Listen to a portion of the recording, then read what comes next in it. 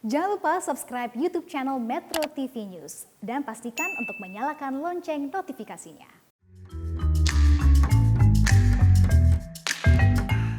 Pemirsa, fenomena tahunan mudik tahun ini diprediksi akan sangat dahsyat setelah 2 musim lebaran masyarakat tidak bisa pulang ke kampung halaman akibat pembatasan mobilitas warga sebagai dampak pandemi COVID-19.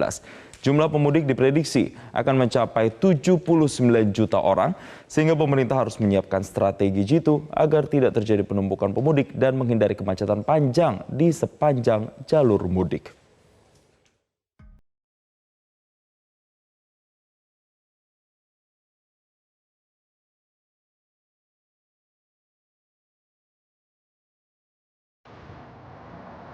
Setelah 2 tahun dilanda pandemi COVID-19 dan pemerintah melarang mudik selama 2 musim lebaran, tahun ini tradisi tahunan mudik telah diperbolehkan. Pelonggaran mobilitas masyarakat pada saat mudik lebaran nanti dipastikan akan mengakibatkan lonjakan pemudik yang sangat besar. Presiden Joko Widodo mengatakan banyaknya jumlah pemudik pada tahun ini perlu disikapi dengan hati-hati. Warga yang akan mudik harus dipastikan telah menerima vaksin dosis lengkap hingga booster. Itu kurang lebih 79 juta. Ini bukan jumlah yang sedikit loh. Jangan dibandingkan nanti dengan acara-acara yang lain, acara misalnya MotoGP yang 60 ribu. Nggak bisa 60 ribu dibandingkan dengan 79 juta. Sehingga penanganan harus hati-hati, vaksin lengkap harus sudah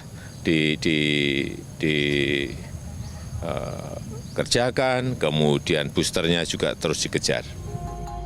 Kapolri Jenderal Listio Sigit Prabowo menegaskan pihaknya sudah siap mengamankan arus mudik tahun ini.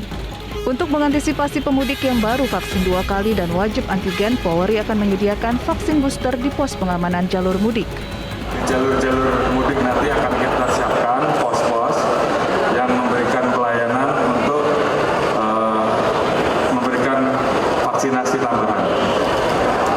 Karena memang yang kita sarankan untuk mudik sudah 2 kali vaksin. Apalagi yang akan vaksin 3 kali jauh lebih baik, khususnya para lansia yang menjadi kunjungan mudik. Karena ini memang usia-usia rentan yang harus kita jaga. Ini tentunya kita akan lakukan strategi-strategi untuk melakukan peningkatan terhadap vaksinasi, namun di satu sisi kegiatan mudik, aktivitas masyarakat untuk melaksanakan mudik tetap bisa berjalan. Kakor Lantas Polri Irjen Pol Firman Santiabudi mengatakan skema kontrol flow one way kemungkinan besar akan diterapkan mengingat tingginya animo masyarakat yang rindu pulang kampung pada lebaran nanti. Skema kontraflow dan one way akan diberlakukan di kilometer 45, kilometer 47, kilometer 69, dan kilometer 70 tol Cikampek. Selain itu, manajemen lain pengaturan kendaraan di jalur mudik juga akan seperti skema pengaturan kendaraan berat dengan kendaraan pribadi. Kita akan mengambil salah satu manajemen yang kita sebut dengan peningkatan kapasitas.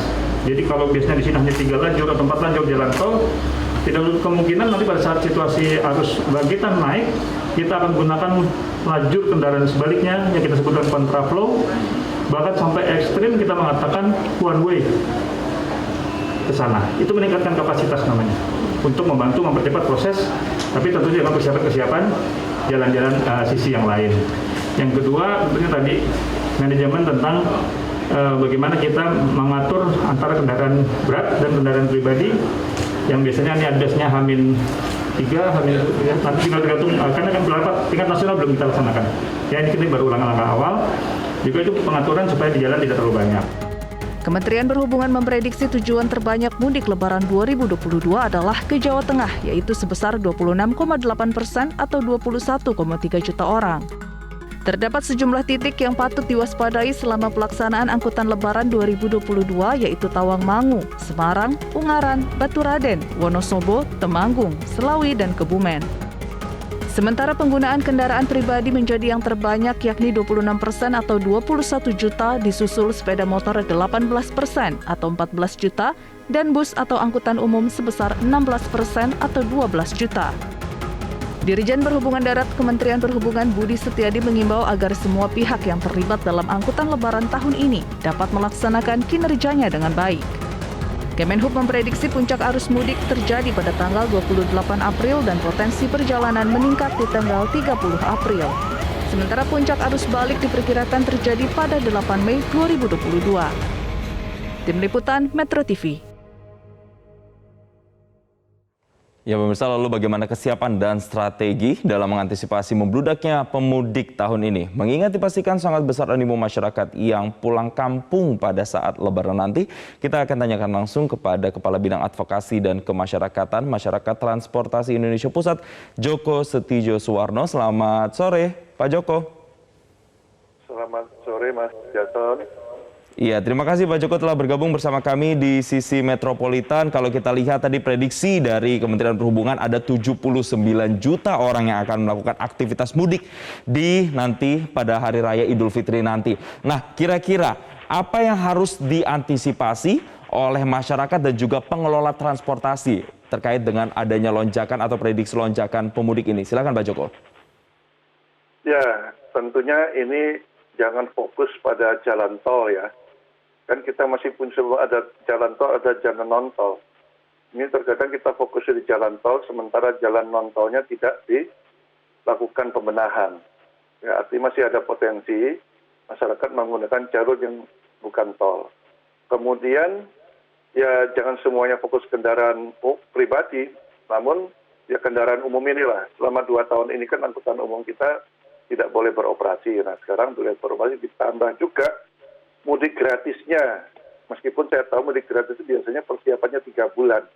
Namun ini mepet, ya sudah. Kalau anggaran pemerintah tidak ada, kami menyarankan ya gunakan saja CSR-nya BUMN itu untuk menjadikan mudik gratis, karena tentunya ada kelompok-kelompok masyarakat yang memang mereka tidak mampu menggunakan kendaraan pribadi. Khawatirnya apa? Nanti mereka pulang menggunakan truk. Nah, yang sering terjadi itu harus dihindari. Truk ya dikasih penutup, nanti pengeluarannya orang. Nah itu sebenarnya tidak boleh, karena truk untuk angkut barang. Jangan sampai itu terjadi lagi seperti lebaran-lebaran sebelum pandemi masih menggunakan angkut orang. Kemudian sepeda motor. Ini juga harus dihimbau atau dihalangi lah. Jangan sampai dia sepeda motor terlalu jauh, karena melelahkan. Dan ini juga kita bicaranya kesehatan buat mereka. Kali ini mungkin mudik sekarang berbeda sama sebelumnya. Ya, kalau sepeda motor saya pikir sebagian digunakan gratis saja. Nanti sebagian menggunakan bus gratis, sepeda motornya dinaikkan truk. Truknya yang mana? Truk yang sudah dipotong itu diupayakan mereka mengangkut sepeda motor itu. Nah, untuk tahun ini fokusnya juga tidak hanya aman, selamat, nyaman, namun sehat. Nah, mudik sehat ini harus benar-benar diberikan agar angkutan plat hitam ini seminim mungkin mereka untuk bergerak. Karena mulai sekarang itu sudah banyak tawaran-tawaran oleh pengguna event organizer lah melalui media sosial untuk menawarkan adanya menggunakan jasa-jasa angkutan umum. Namun angkutan umum ini kan tidak dilakukan tidak diawasi, kurang diawasi. Oleh sebab itu nanti mudik-mudik gratis ini jangan lagi di lapangan terbuka, namun mudik gratis itu dilakukan di terminal penumpang yang sudah ada. Itu lebih mudah pengawasannya.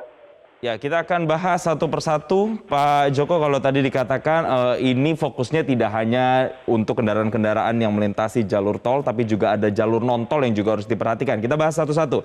Kalau untuk jalur non-tol sendiri, berarti kan menggunakan seperti misalnya kereta api atau pesawat udara, kapal laut. Nah, ini pengawasannya terhadap protokol kesehatan, karena tadi Pak Joko juga mengatakan harus ada unsur kesehatan yang juga harus diperhatikan. Apa-apa saja pengawasan yang harus dilakukan dan dimasifkan agar kemudian mudik ini aman, nyaman, dan juga sehat, Pak Joko?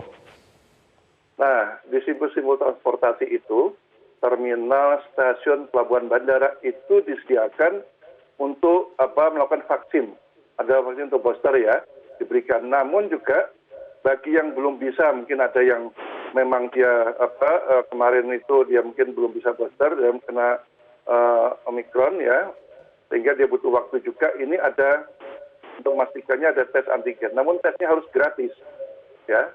Itu kerjasama dengan Kementerian Kesehatan, kalau di daerah-daerah ya ada dinas kesehatan. Itu harus diberikan. Jadi ada alternatif itu kalau dia di simpul-simpulnya. Namun di sisi lain juga yang menggunakan kendaraan pribadi itu di rest area.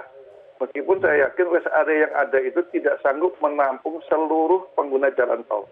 Nah, mestinya nanti sudah mulai dihimbau kalau itu padat adalah keluar dari rest area. Nah, di Pemda suruh menyiapkan dia rest area temporary dekat dengan pintu tol, pintu keluar masuk itu. Ya, itu ada booster juga sehingga nanti pengawasan juga secara acak lah ya. Tapi kalau yang disimpul-simpul ini saya pikir lebih mudah ya, makanya mudik gratis kalau diadakan itu jangan di tempat umum di Monas dan sebagainya, tapi di terminal penumpang tipe A dan terminalnya sudah besar loh sekarang ya, sudah memudahkan untuk hal pengawasan. Baik. Gitu. Baik. Juga termasuk jangan lupa ini krunya juga ini harus bus itu harus diperiksa kesehatannya. Ya, dan dihindari yang mudik menggunakan bus-bus yang tidak masuk terminal atau dari pool makanya. Pool pun harus diawasi semuanya. Jangan yang kelompok-kelompok tertentu itu bahaya sekali itu biasanya sebetulnya kurang terawasi masalah kesehatan pengemudinya. Dan pernah terjadi kan 2016 itu kecelakaan cukup fatal untuk pemudik. Baik, artinya memang diperlukan simpul-simpul vaksinasi. Ini tidak hanya mereka yang menggunakan transportasi non-tol seperti di terminal, stasiun, atau bandara, tapi juga mereka-mereka yang menggunakan jalur pribadi dan melewati tol harus disediakan di beberapa rest area agar kemudian mudiknya ini benar-benar memenuhi asas keamanan, kenyamanan, dan juga kesehatan tadi yang sudah disebutkan Pak Joko. Pak Joko, bagaimana kemudian mengedukasi masyarakat terkait dengan nanti selain mudik ada juga arus balik. Nah, bagaimana mengedukasi masyarakat agar tidak terjadi penumpukan kendaraan umum pribadi di sejumlah jalan tol atau di sejumlah jalur-jalur mudik agar masyarakat juga bisa memilih untuk menggunakan transportasi umum misalnya atau yang disediakan oleh pemerintah. Silakan Pak Joko. Ya, saya kira sekarang pun Menteri Pendidikan bisa berperan serta sebenarnya. Ya, umpamanya sekarang sekolah-sekolah dan pelajar-pelajar itu udah 2 minggu sebelum mudik itu biar nggak numpuk, mereka itu sudah tidak tatap muka lagi dengan online, dengan daring gitu kan. Artinya para mahasiswa dan sebagainya sudah bisa pulang kampung duluan lah itu ya, untuk mengurangi penyebaran yang bertumpuk tadi. Ya, kemudian kalau tadi ada usulan dari Polri untuk kontraflow atau one way itu juga harus diperhatikan adalah bagaimana angkutan-angkutan umum itu nanti dia harus kembali lagi ke kota Jakarta. Karena paling banyak kan dari Jabodetabek selain Jawa Timur. Itu data dari Balitbank. Nah, itu sering terhambat seperti itu sehingga mereka tidak terangkut. Jadi dipikirkan untuk angkutan umum kekhususan mereka untuk diberikan jalur untuk kembali ke Jakarta mengangkut kembali. Nah, sekarang ketersediaannya adalah bis reguler, bis akap. Itu diutamakan. Setelah itu baru bis-bis pariwisata. Tapi tentunya semua bis ini harus lolos KIR. Ya, ini banyak kejadian. Beberapa waktu yang lalu bis pariwisata ternyata tidak dikir itu. Nah, artinya untuk transportasi umum pun agar masyarakat bisa beralih dari kendaraan pribadi dan tidak terjadi penumpukan selama jalur mudik, arus mudik dan juga arus balik adalah yang pertama edukasi dan kedua peningkatan SOP standar operasionalnya termasuk di dalamnya ada KIR tadi, uji KIR tadi untuk memastikan keselamatan dari para pemudik dan kita harapkan ini bisa mengurangi dampak dari kemacetan atau kerumunan yang biasa ditimbulkan pada saat arus mudik dan arus balik. Terima kasih Pak Joko Setiowarno yang telah bergabung bersama kami sore ini di Sisi Metropolitan.